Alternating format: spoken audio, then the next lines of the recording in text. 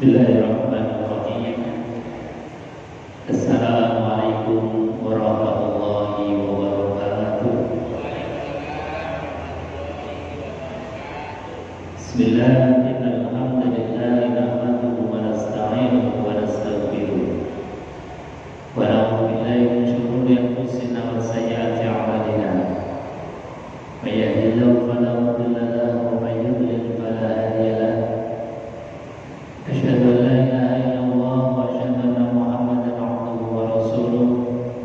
Allahumma shalli wa sallim ala sayyidina Muhammad wa ala alihi wa sahbihi ajma'in. Rabbi ishrah li sadri wa yassir li amri wa hlul 'uqdatam min lisani yafqahu qawli. Amma ba'd. Qala Allah ta'ala fi kitabil karim wa huwa asdaqul qailin. A'udzu billahi samil 'alim minasyaitonir rajim. Bismillahirrahmanirrahim. Ya ayyuhalladzina amanu taqullaha haqqa tuqatih wa la tamutunna illa wa antum muslimun. Shadaqallahu azim. Wa sadaqa rasulul karim wa nahnu 'ala dzalika minasyahidin walhamdulillahi rabbil alamin. Bapak Ibu hadirin jamaah salat maghrib yang dimuliakan Allah Subhanahu wa taala. Alhamdulillah. Sore malam hari ini kita bisa kembali hadir memenuhi undangan Allah melaksanakan salat maghrib berjamaah. Dilanjutkan dengan taklim maghrib. Ini adalah nikmat yang luar biasa yang Allah berikan kepada kita. Karena nikmat ini sejatinya tidak semua orang diberikan kesempatan yang sama. Tidak semua orang diberikan nikmat yang sama, bisa rukuk, sujud, bisa bersimpuh di hadapan Allah, bisa mendengarkan nasihat-nasihat, bisa mendengarkan ilmu dari Allah, dari Rasulullah, dan juga para ulama. Maka sekali lagi tidak ada kalimat yang patut kita ucapkan kecuali kalimat rasa syukur kita kepada Allah. Biqaulina alhamdulillah. Kedua kalinya sholawat dan salam kita haturkan kepada beliau baginda Rasulullah sallallahu alaihi wasallam, uswah teladan paripurna yang tidak ada celah, tidak ada sedikit pun kekurangan, yang kalau kita niru mencontoh beliau, apapun yang beliau lakukan itu menjadi ladang pahala bagi kita. Maka insyaallah sebagaimana yang disabdakan oleh baginda Rasulullah SAW, barang siapa bersimpuh di hadapan guru, di hadapan para alim, kemudian belajar Quran, belajar hadis, belajar ilmu dari guru-guru kita, insyaallah ini kita sedang berada di Raudhatan min Riyadil Jannah. Kita sedang berada di taman-taman surganya Allah, yang sejengkal lagi insyaallah kita akan dimasukkan ke dalam surganya. Amin Allahumma amin. Bapak Ibu hadirin jemaah yang dimuliakan Allah Subhanahu wa taala. Kita lanjutkan pelajaran dari Al-Imam Ibnu Athaillah As-Sakandari di dalam kitab Al-Hikamnya, dalam rangka untuk mengajarkan dan membimbing kita ke jalan yang baik, jalan yang diridhoi oleh Allah Subhanahu wa taala. Kenapa kita butuh bimbingan para ulama, guru-guru kita? Karena sejatinya manusia itu dititipi oleh Allah, diberikan oleh Allah modal besar. Kata Allah, fa'alhamaha fujuraha wa taqwaha. Kami ilhamkan kepada manusia, kami berikan modal besar kepada manusia. Apa modal besarnya? Satu, fujuroha, sifat jelek, sifat tidak baik, sifat suka membangkang, sifat senang maksiat. Nah, itu namanya fujur. Yang kedua, watakwaha, sifat baik, sifat taat, sifat senantiasa kita ini pengen dekat dengan Allah, pengen menjadi hamba Allah yang baik. Nah, itu namanya sifat takwa. Makanya dua sifat ini tidak akan bisa lepas dari manusia. Selagi kita masih manusia, pasti ada sifat jelek dan juga sifat baik. Bahkan sifat fujur itu disebut di awal oleh Allah Subhanahu wa taala. Makanya yang perlu kita waspadai itu karena sifat fujur, sifat tidak baik itu disebutkan pertama oleh Allah sebelum sifat takwa.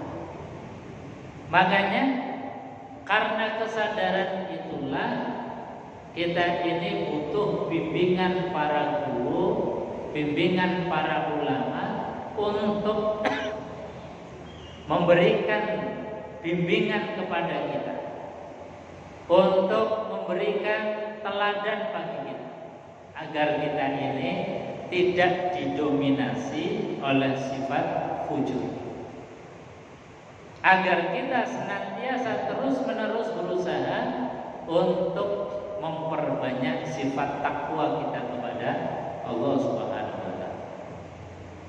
Maka Al-Imam Athaillah As-Sakandari di dalam pelajaran sore hari ini beliau mengatakan ukhruj min awsafi basyariyatik an kulli wasfin munaqidin li'ubudiyatik litakuna linida'il haqqi mujiban wa min hadratihi qariban.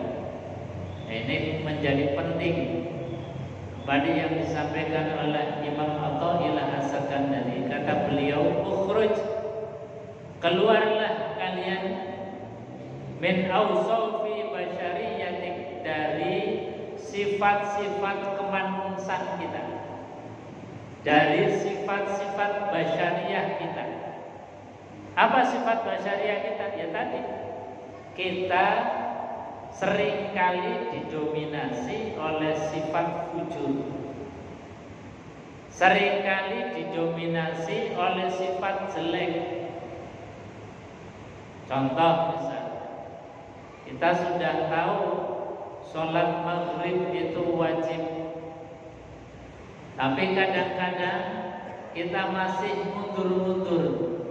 Kita datang ke masjid, rasanya sebelum dipanggil oleh muadzin kita nggak bergegas untuk hadir. Ini sejatinya adalah kita masih didominasi oleh sifat fujur kita dibandingkan dengan sifat takwa. Kata para ulama, guru-guru kita, seyogianya kalau kita ini memang sifat takwanya lebih dominan, maka hendaknya sebelum zat yang memberikan hidup terhadap kita, yang memberikan rizki tiap hari tiada henti kepada kita, sebelum Allah memanggil, orang baik itu sudah datang sebelum dipanggil. Kira-kira umumnya kita dipanggil dulu baru datang, atau sebelum dipanggil kita sudah datang? Rata-rata kita baru datang setelah dipanggil. Artinya apa? Kita masih didominasi sifat fujur kita. Belum takwa kita ini mendarah daging dan mendominasi. Makanya kata beliau Al-Imam Athaillah As-Sakandari, ukhruj min sifat min awsafil basyariyyati, keluarlah kita dari sifat-sifat basyariyah, kemanusiaan kita, Yang tadi seringkali kita kadang diundang pun masih cari-cari alasan untuk tidak hadir. Masih repot lah, masih tanggung lah ini kerjaan, di jalan macet dan lain sebagainya. Padahal kita yakin, andai kata kita ini betul-betul menyempatkan, menomorsatukan Allah Subhanahu wa Ta'ala, bisa datang sebelum dipanggil muadzin, bisa datang sebelum Allah memanggil, sangat-sangat bisa. Tetapi sekali lagi, umumnya kita ini masih kemudian digoda oleh hawa nafsu kita. Dominasi sifat fujur itu lebih banyak dibandingkan dengan sifat takwa. Maka sekali lagi Al-Imam Athaillah As-Sakandari ini mengajarkan kepada kita, ayo sifat-sifat basyariah yang jelek itu kita mulai tinggalkan, kita isi dengan sifat baik. Kenapa demikian? Litakuna linida'il haq, agar kita ini mudah untuk mendatangi setiap al-haq, kebenaran apapun. Kalau kita ini didorong oleh sifat rindu terhadap Allah, didorong oleh sifat ingin taat kepada Allah, maka nidaul haq, mendatangi kebenaran, itu akan menjadi mudah. Bahkan tanpa dipanggil sudah hadir, tanpa diperintah kita sudah melakukan. Nah, itu sejatinya kita harus punya idealisme ke sana yang harus kita perjuangkan terus-menerus. Jadi kata guru-guru kita jangan berada di zona aman. Kita zona aman itu ya zona sekarang ini. Dipanggil oleh muadzin baru datang. Itu namanya zona aman. Yang penting gugur kewajiban. Tapi ada yang harus kita perjuangkan, yaitu apa?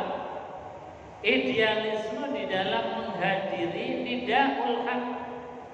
Panggilan kebenaran apapun, kita orang yang pertama. Kita orang yang senantiasa duluan. Nah, ini sudah luar biasa. Sebelum dipanggil sudah berada di masjid. Ketika kita misalnya ada pekerjaan bersama-sama dengan warga, kita orang yang paling dahulu berangkatnya. Ketika ada undangan dari tetangga, kita hadir semangat, hadir pertama. Karena apa? Karena untuk menunjukkan sifat rasa senang kita diundang oleh tetangga, karena menggembirakan tetangga, membuat senang tetangga, orang yang mengundang kita, itu adalah bagian dari syariat yang diperintahkan dan diajarkan oleh baginda Rasulullah Sallallahu Alaihi Wasallam. Jadi semangat di dalam mendatangi aktivitas kebenaran, aktivitas kebaikan, itu menjadi sifat dari Allah Subhanahu wa Ta'ala. Makanya baginda Rasulullah Sallallahu Alaihi Wasallam di dalam mengajarkan kita, beliau mengatakan bahwasanya takhallaqu bi akhlaqillah, berakhlaklah olehmu sekalian dengan akhlaknya Allah. Jangan menggunakan akhlaknya manusia, karena akhlaknya manusia itu sifatnya fata morgana. Ketoke apik jebule elek. Kelihatannya bagus, ternyata bagusnya itu imitasi. Berbeda dengan sifatnya Allah, itu kalau baik ya memang baiknya permanen. Contohnya apa? Allah Subhanahu wa Ta'ala punya sifat di dalam Al-Asmaul Husna, Sifat yang pertama dalam Al-Asmaul Husna adalah sifat Ar-Rahman Ar-Rahim. Maka harusnya kita meniru sifat Rahman Rahimnya Allah, yaitu apa? Allah di dalam berkasih sayang tidak pernah pandang-pandang. Siapapun diberikan nikmat oleh Allah. Nah, ini bentuk keadilannya Allah dan juga bentuk sebagai Allah ini sangat-sangat proporsional dan profesional di dalam dirinya sebagai Tuhan. Profesional sebagai Tuhan itu apa? Ketika Allah mencipta, maka Allah jamin untuk rezekinya. Meskipun makhluk yang beliau ciptakan itu mereka kemudian durhaka kepada Allah, ingkar terhadap Allah Subhanahu wa taala, tetap Allah berikan nikmat kepada mereka. Nah, ini rahmatnya Allah, kasih sayangnya Allah tidak pandang bulu.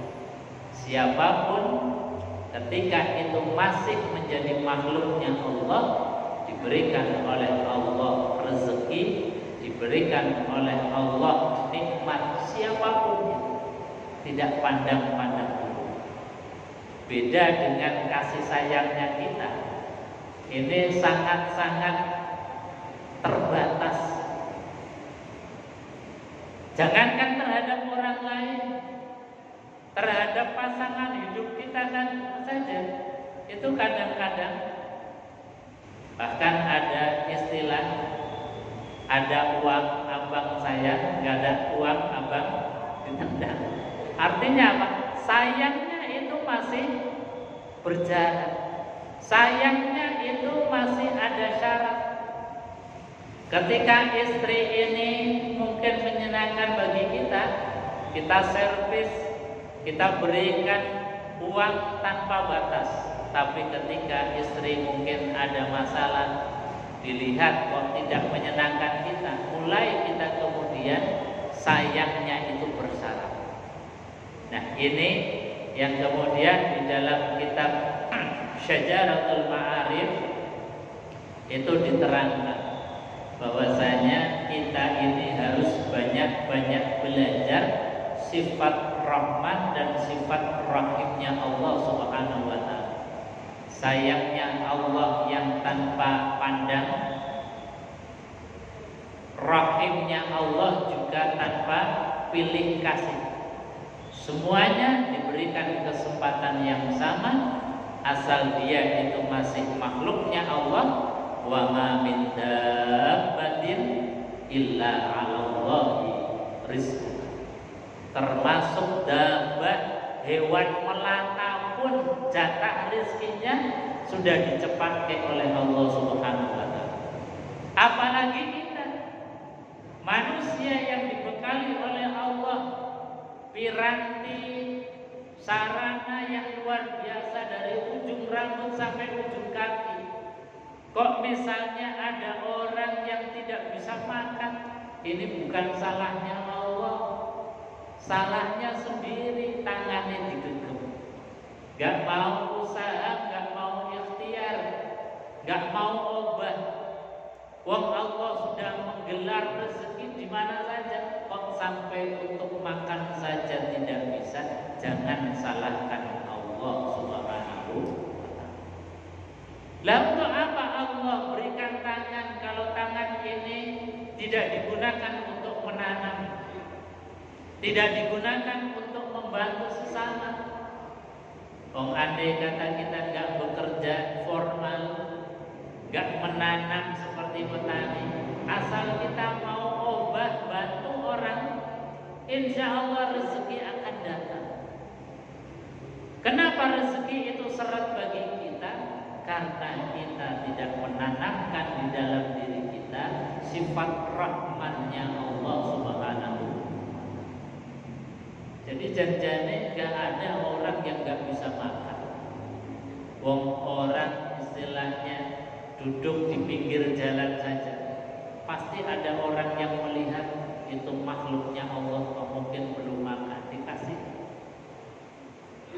Jadi tidak ada kemudian istilah orang yang tidak bisa makan. Karena apa? Karena Allah punya sifat Ar-Rahman, punya sifat Ar-Rahim. Apalagi Allah mendeklar, memproklamirkan dirinya, beliau punya sifat Ar-Razzaq yang lebih spesifik lagi, yaitu apa? Zat yang maha pemberi rezeki. Makanya ada kalimat yang luar biasa. Ini kalimatnya gak ada di Quran, kalimatnya gak ada di dalam teks-teks hadis, tapi kalimat ini ada di belakang truk gandeng. Tapi kalimatnya luar biasa. Kalimatnya luar biasa, menjadi pelajaran bagi kita. Cukup dianggap orang itu bermaksiat kepada Allah bukan karena dia tidak sholat, bukan karena dia tidak puasa, bukan karena dia tidak mengeluarkan zakat, tapi cukup dianggap orang itu bermaksiat ketika dia khawatir tidak mendapatkan rezeki. Ketika dia khawatir tidak bisa makan, itu sejatinya dia sudah bisa dianggap bermaksiat kepada Allah. Kenapa? Karena dia tidak kenal dengan Allah yang punya sifat Ar-Razzaq, zat yang maha pemberi rezeki. Maka jangan pernah khawatir apapun, asal tangan masih bisa untuk membantu sesama, asal kaki masih mau berjalan untuk menjemput rezeki dari Allah, tidak ada alasan untuk tidak bisa makan. Nah, ini janji Allah Subhanahu wa taala. Jangankan kita yang punya akal pikiran, tangan yang lengkap, kaki yang lengkap, wa ma min dabbatin illa 'ala Allahi rizquha. Dapat cecak rembetan di tembok yang makanannya adalah hewan yang terbang. Logika menurut pola manusia kita, kayaknya cecak ini pasti akan kelaparan karena dia nggak bisa terbang, sementara makanannya itu adalah hewan yang bisa terbang. Nggak mungkin kemudian cicak itu ikut-ikutan terbang. Tapi barokahnya Allah Subhanahu wa taala sudah mendesain bahwasanya nyamuk itu jadi makanannya cicak. Maka dengan berbagai macam skenario-nya Gusti Allah, dilalah lidahnya cicak itu seperti nyamuk betina. Jadi nyamuk ujuk-ujuk teko di depan mulutnya cicak, ya otomatis kemudian jadi santapannya cicak. Jadi Gusti Allah Subhanahu wa taala membuat skenario itu luar biasa. Yang terpenting bagi kita adalah memahami bahwa rahmatnya Allah, rezekinya Allah tiada terhingga, karena Allah punya sifat Ar-Rahman, punya sifat Ar-Rahim. Bahkan Allah itu adalah zat yang Ar-Razzaq, maha pemberi rezeki. Beda dengan kita. Makanya kita belajar, kata Al-Imam Athaillah As-Sakandari, ayo keluar dari sifat kasih sayangnya manusia yang sangat terbatas, yang bersyarat, menuju kepada Ar-Rahman Ar-Rahimnya Allah yang tanpa ada syarat. Bahkan dulu ada cerita bahwasanya Nabiullah Ibrahim alaihissalatu wassalam itu pernah diminta oleh seseorang yang masih dalam keadaan kafir, minta makan kepada Nabiullah Ibrahim. Kemudian Nabiullah Ibrahim mengatakan, kamu tak kasih makan, tapi syaratnya harus iman dulu, syaratnya harus percaya dulu sama Allah Subhanahu wa taala. Lalu orang ini kemudian mengatakan, Nabi Ibrahim, engkau baru menjadi nabi saja sudah kasih syarat macam-macam. Engkau baru menjadi nabi, menjadi rasul, ketika mau memberi saja syaratnya macam-macam. Allah Subhanahu wa taala, zat yang menciptakan kita, saya masih dalam kafir saja, Allah gak pernah mensyaratkan saya dapat rezeki harus iman dulu, saya dapat makan harus iman dulu kan? Maka ketika mendengar jawaban seorang yang saat itu masih kafir, Nabiullah Ibrahim alaihissalam itu langsung bersujud kepada Allah. Ya Allah, ternyata kasih sayangmu ini masih tidak ada apa-apanya dibandingkan dengan kasih sayangnya Allah Subhanahu. Nah, padahal kita ini dijadikan Allah Subhanahu wa taala di muka bumi ini untuk menebarkan rahmatnya Allah, menebarkan kasih sayang Allah Subhanahu wa taala yang tanpa syarat. Jadi ketika misalnya ada orang kecelakaan, jangan tanya dulu kamu agamanya apa. Pokoknya dia butuh pertolongan, kita bantu.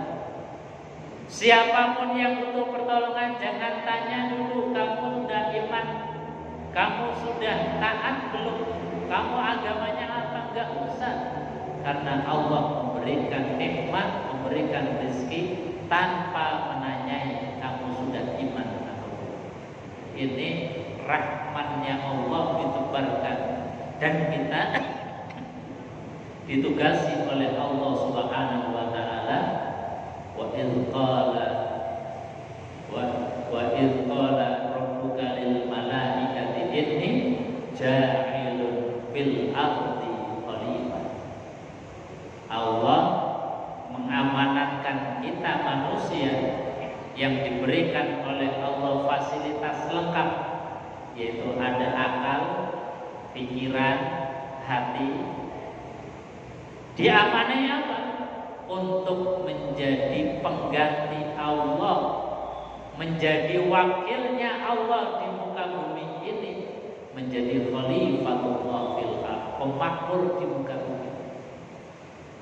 Maka ketika kita ini diamanai sebagai khalifatullah, wakilnya Allah, jalankan itu sebagaimana Allah punya sifat Ar-Rahman, punya sifat Ar-Rahim.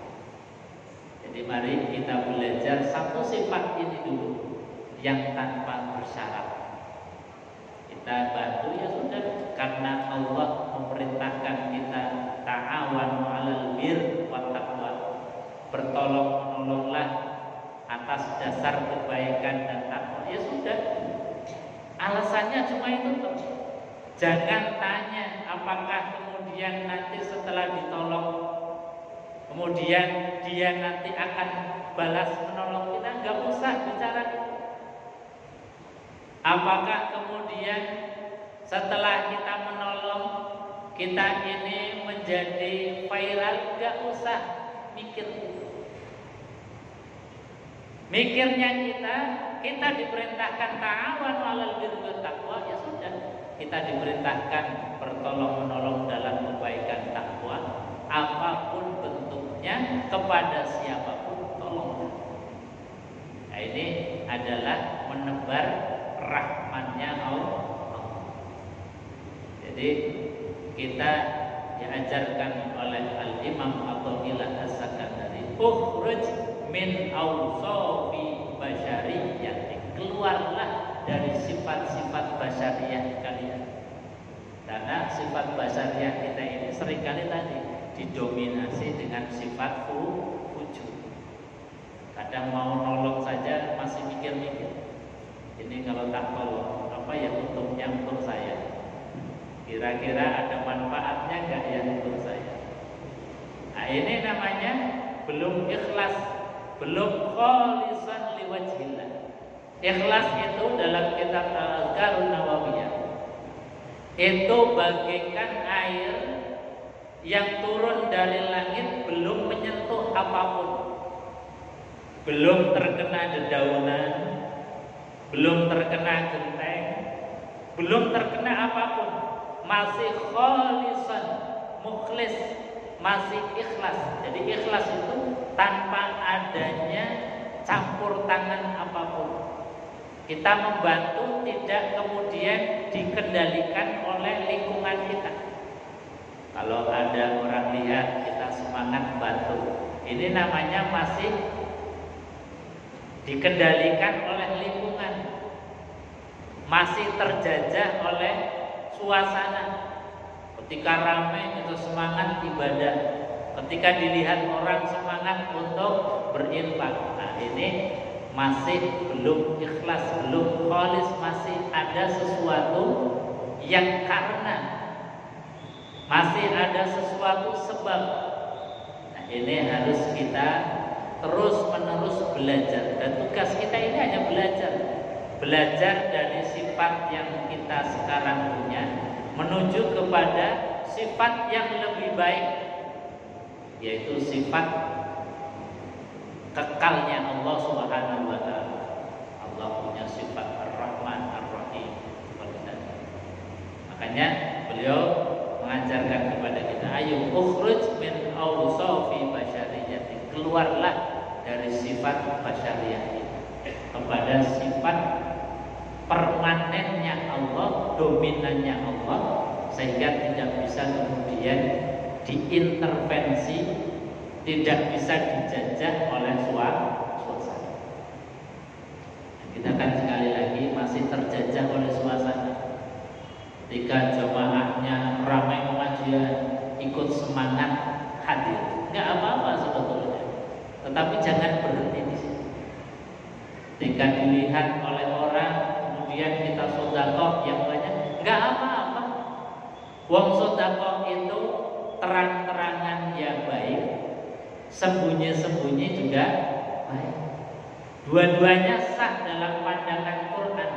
Kata Quran, sirra wa alaniya. Jadi beramal secara rahasia itu ya baik. Kita misalnya mau sholat rahasia di rumah sendirian dalam kamar, kamarnya dikunci, bahkan istri pun gak melihat kita sedang sholat, bagus. Kita mau sholat biar gak dilihat orang naik ke puncak gunung dalam kesunyian, kita takarrub hanya berduaan dengan Allah, bagus. Kita sholat berjamaah yang ramai-ramai dilihat orang juga tidak ada masalah, karena ikhlas sejatinya bukan pada itu, tetapi ikhlas itu adalah hati tidak pengaruh, tidak dikendalikan oleh suasana. Ikhlas itu adalah suasana hati yang memang tidak ada lain kecuali yang dicari adalah ridhonya Allah Subhanahu wa taala. Maka tidak terjajah oleh kondisi, tidak dikendalikan oleh suasana. Kalau memang suasananya ramai, kita tambah semangat, ya alhamdulillah. Tapi ketika suasana sedikit, tidak ada yang melihat, kita tetap dalam keadaan semangat, taqarrub ilallah, itu luar biasa sekali. Nah, itu yang perlu kita kemudian belajar terus menerus. Ramainya semangat, pas sepi tetap dalam keadaan semangat. Ketika dilihat orang kita ini tetap sedekah, tidak ada yang lihat pun tetap bersedekah. Itu sudah menjadi manusia spesial, menjadi waliullah, kekasih-kekasih Allah Subhanahu wa taala. Hadirin jamaah yang dimuliakan Allah Subhanahu wa taala. Jadi ketika kita sudah keluar dari sifat-sifat kemanusiaan kita, sifat-sifat basyariah kita, litakuna linida'il haq mujiban wa min hadratihi qariban, maka kita akan menjadi dekat dengan Allah, Antar kita dengan Allah sudah tidak ada jaraknya lagi. Kenapa? Karena sifat-sifat Allah sudah terinternalisasi di dalam pribadi. Sifat rahmannya Allah sudah ada di dalam qalbu kita, di dalam pikiran kita. Maka sudah rasanya menyatu antara kita dengan Allah, menyatu sifat Allah di dalam pribadi. Jadi itulah kedekatan kita sudah sampai situ. Antar kita dengan Allah sudah tidak berjarak lagi. Itu dalam kajian tasawuf, itu namanya sudah bertajalli dengan Allah. Sudah menyatu dengan Allah. Menyatu apa? Sifatnya Allah sudah ada di dalam mata kita. Sifatnya Allah sudah ada di dalam telinga kita. Sifatnya Allah sudah ada di dalam lisan kita. Sehingga ketika kita memandang, pandangannya itu pandangan rahmat, pandangan penuh kasih sayang. Bukan pandangan yang sinis, pandangan yang bungis melototi orang, apalagi pandangan yang gampang memvonis, bentar-bentar salah, bentar-bentar bid'ah, bentar-bentar kafir dan lain sebagainya. Ini namanya pandangan sinis, pandangan yang mudah memvonis. Jadikanlah mata kita mata yang penuh dengan rahman-Nya, sehingga siapapun yang dekat dengan kita rasanya nyaman, rasanya tidak terbebani, rasanya tidak tervonis, rasanya tidak kemudian ada jarak dengan kita, nyaman. Orang yang semacam ini cirinya biasanya temannya banyak. Karena apa? Karena siapapun orang ketika dekat dengan kita itu rasanya damai, nyaman, terlindungi. Barokahnya apa? Pandangan mata kita ketika memandang dengan pandangan yang sejuk, pandangan yang penuh dengan rahman, rahim, kasih sayangnya Allah Subhanahu wa ta'ala. Coba panjenengan misalnya ada orang yang matanya pelilian, bentar-bentar pelototi kita, kadang tajam penglihatannya, seolah-olah menelisik siapa kita. Kita pasti dipandang gak akan nyaman, kita pasti akan menjauh. Nah, itulah bentuk tajalliyat kita, menyatunya kita dengan Allah adalah mentransfer sifat-sifatnya Allah di dalam diri kita. Makanya itu sudah tingkat dan makom yang luar biasa. Hanya harus dimulai dari makom-makom awal. Jadi dalam kajian tasawuf seperti misalnya Al-Imam Al-Ghazali, itu makom-makomnya ditoto dulu. Jangan langsung jelek langsung makom tajalli, nanti kaget. Makomnya kita yang pertama adalah namanya takholli.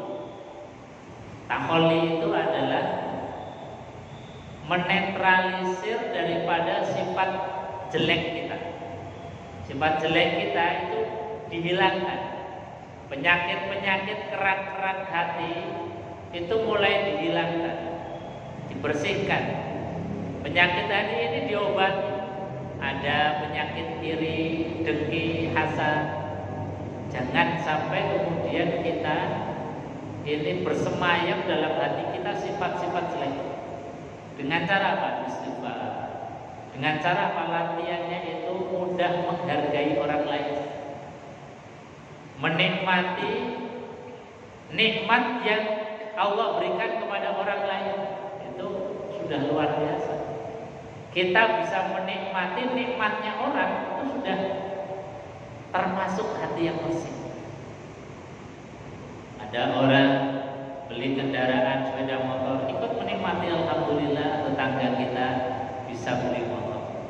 Ikut alhamdulillah, menikmati, bersyukur kepada Allah. Ketika tetangga kita beli apa, kita ikut menikmati, itu sudah luar biasa. Di antara menghilangkan sifat hasad, sifat iri, itu makom pertama namanya makom takholli. takhalli, kosongkan sifat-sifat yang tidak baik. Kemudian nanti ada makom selanjutnya namanya tahalli. Tahalli itu mulai isi dengan sifat baik, tanduran yang baik, ikhlas, ridho, kemudian bersyukur kepada Allah. Itu diantara tanduran-tanduran ngisi setelah sifat jelek itu kita hilangkan, kita bersihkan. Mudah-mudahan kita sekalian termasuk orang-orang yang diberikan oleh Allah Subhanahu wa taala pernah mengenyam sifat tajalliyat dengan Allah, menyatunya sifat Allah di dalam diri kita, sehingga kita termasuk orang-orang yang dirindukan Allah, dirindukan surga. Amin ya rabbal alamin. Bapak Ibu, kita akhiri majelis ini dengan doa kafaratul majelis bersama-sama. Bismillahirrahmanirrahim. Subhanallah wa bihamdika asyhadu an la ilaha illa anta astaghfiruka wa atubu ilaik. Assalamualaikum